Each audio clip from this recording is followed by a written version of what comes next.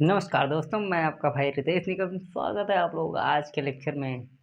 और आज हम लोग करने वाले हैं कुछ कुछ तो करने वाले हैं, हाँ करेंगे।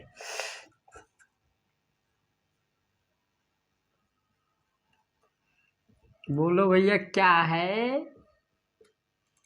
POLLEN pollen, TUBE tube. So today we will be discussing about pollen tube. हमने कहा था कि हमने स्पोरोजिनस से, जिसे हम लोग कहते हैं PMC प्राइम मदर सेल, उससे हम लोगों ने बना लिया था स्पोर।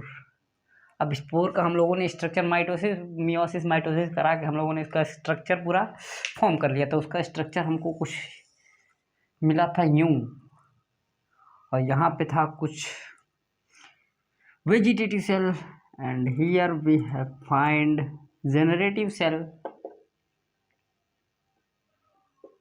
जनरेटिव सेल, तो वेजिटेटिव सेल ये है vegetative cell, this is generative cell. क्या है? Generative cell. और इसके ऊपर हम लोगों ने कहा कि एक और लेयर आती है, दैट इज इंटाइन। जोर से बोलो, intine.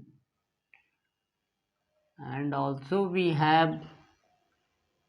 Don't have, it have.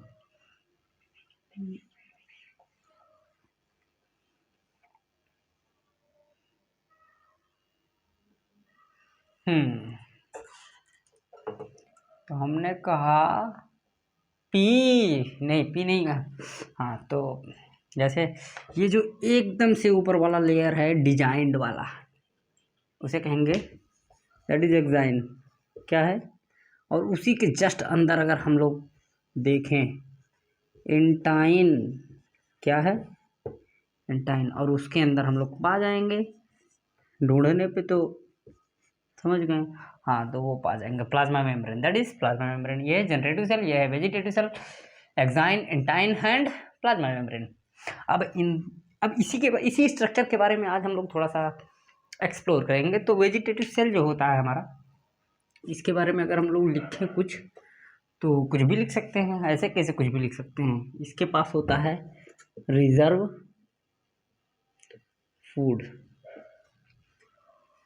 और क्या होता है? देखने में क्या लग रहा है? रेगुलर शेप का न्यूक्लियस है भैया इसके पास में। Regular shape nucleus. क्या है? इरेगुलर शेप का न्यूक्लियस है। और क्या करता है vegetative cell? Pollen tube also it will form pollen tube.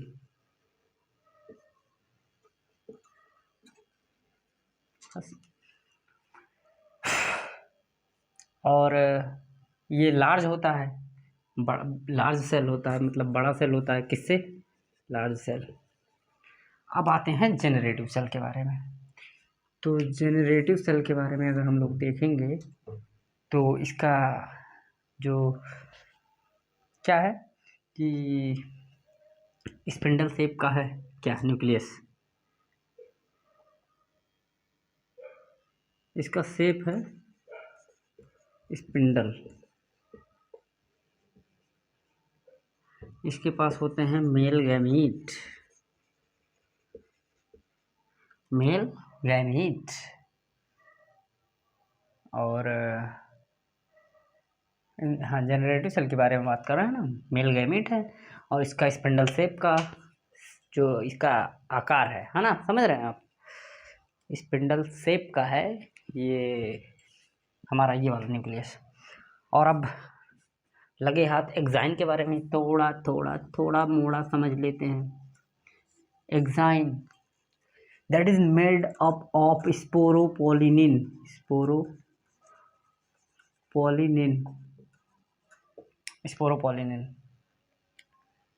ये स्पोरोपोलिनिन क्या करता है? स्पोरोपोलिनिन रेजिस्टेंट होता है, रेजिस्टेंट टू एल्कली एसिड्स। क्या? स्पोरोपोलिनिन जो होता है ये स्पोरोपोलिनिन का, वैसे ही इंटाइन जो होता है ये किस चीज़ का बना होता है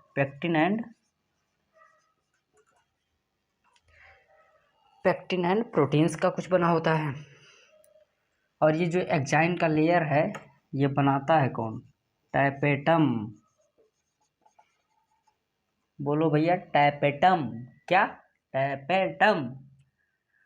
हाँ, तो हम लोगों ने कहा वेजिटेटिव सेल क्या रिजर्व फूड होता है, रेगुलर शेप करने के फॉर्म करता है पोलन ट्यूब और इंटाइन यही हेल्प करता है मेनली।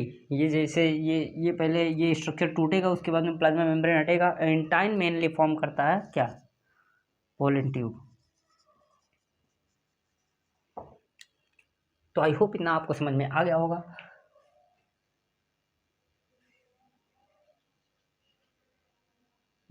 हाँ, इतना समझ में आ गया होगा। मिलते हैं नेक्स्ट लेक्चर में। जय हिंद।